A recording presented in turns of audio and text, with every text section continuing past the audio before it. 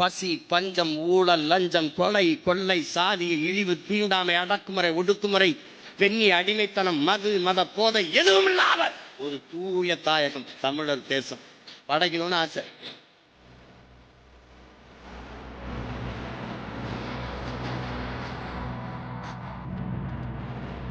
படைச்சிருவியா கேட்பா, இதெல்லாம் சாத்தியமா? எது ஒன்றும் சாத்தியத்திலிருந்து பிறப்பதில்லை என் அன்பு சொந்தங்களே, தேவையிலிருந்து தான் பிறக்குது. இந்த கட்சி தேவையா தேவையில்லையா?